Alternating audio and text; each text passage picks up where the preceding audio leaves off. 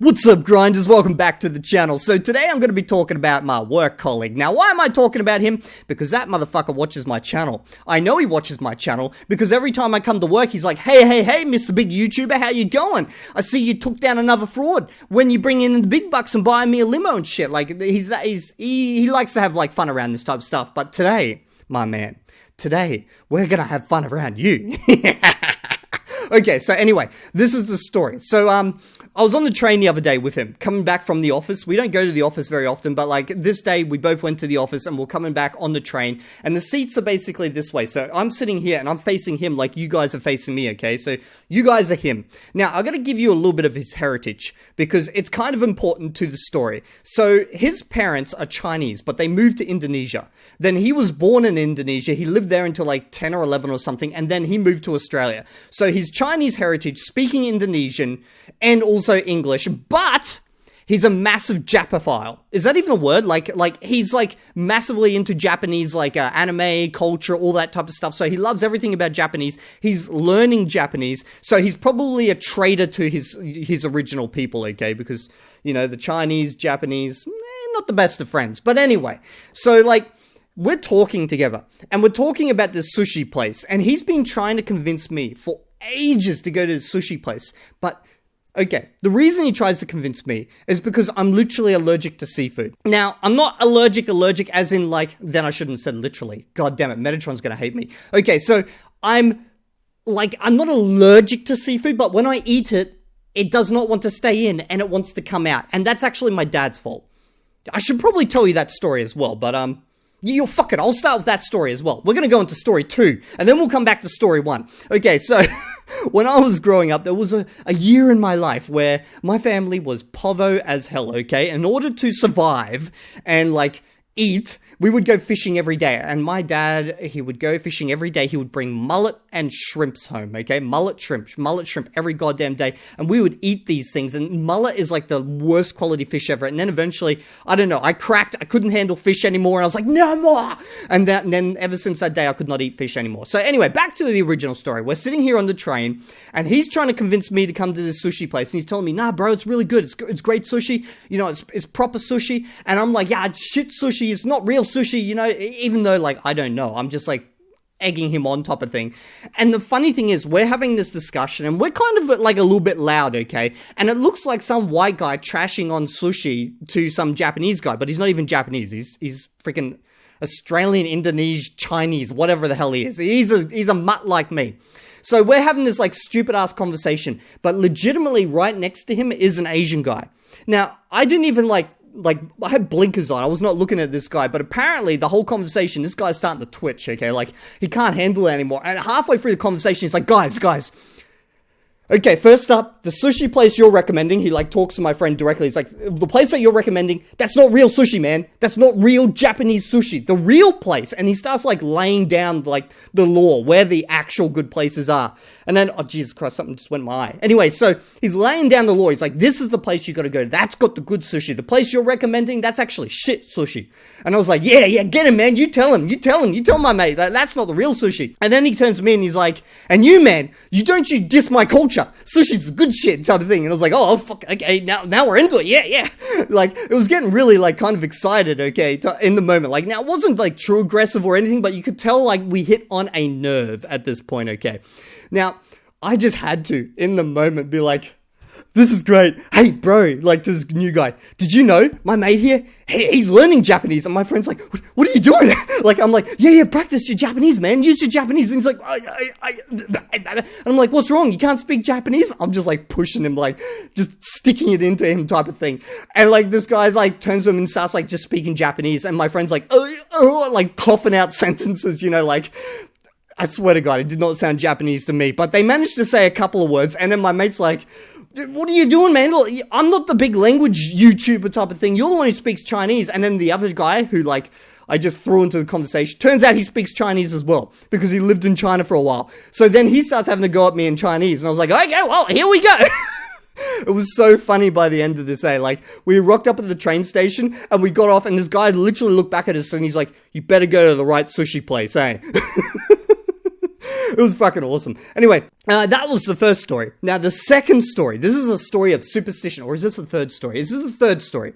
The third story of superstition. So this same work colleague, okay, as I said, his parents are Chinese.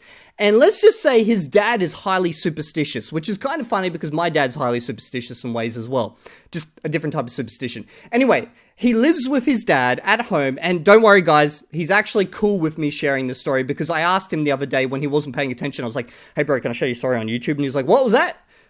Yeah, sure. And I was like, anyway, so his dad is, he lives with his dad at home and his mum, but he's got his own room, okay? Because Sydney house prices, costs, you know, it's pretty high. You still live with your parents until you die.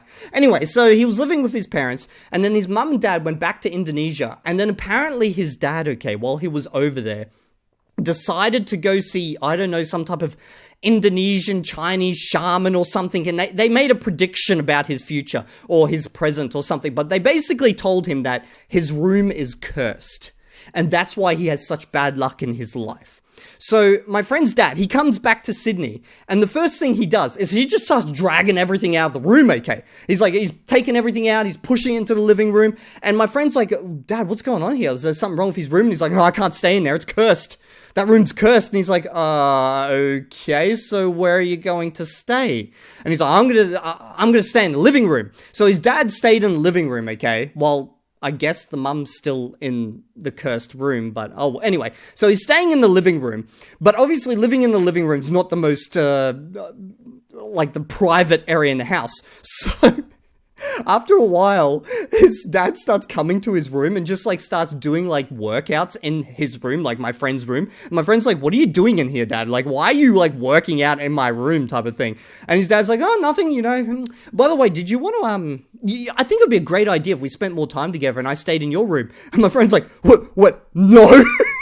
And then, since that moment, his dad has been trying to convince him constantly to move into his room with him. Now, this is like two full-grown men, okay?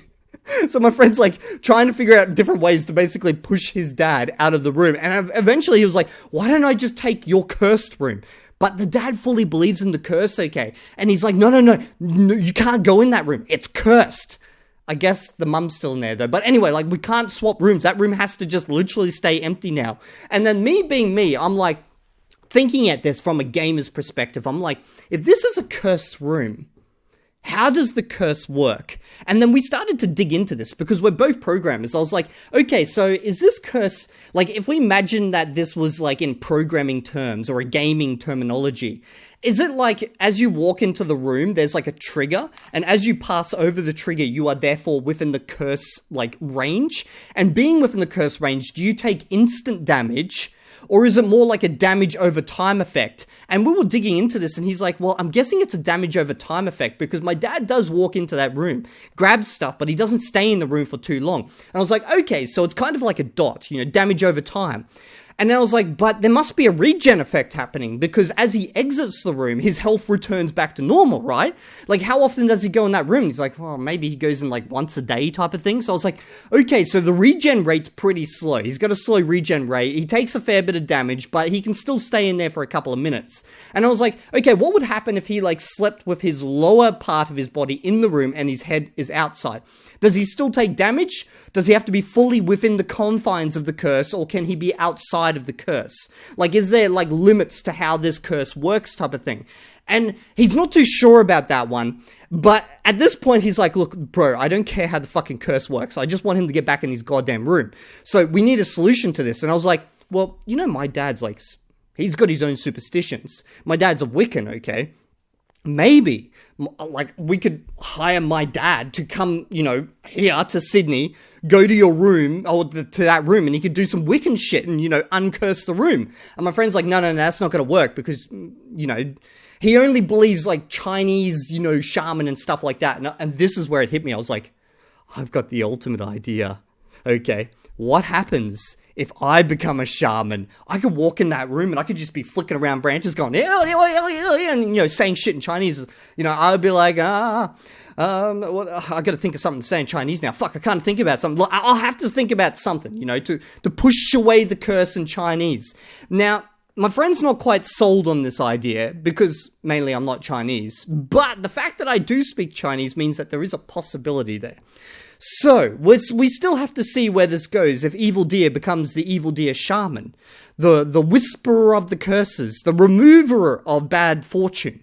But we shall see. Anyway, that's the random stories for tonight. I hope you guys didn't lose the plot listening to this, because I certainly lost the plot while telling y'all. And I'll see you all in the next video. Otherwise, you'll be cut.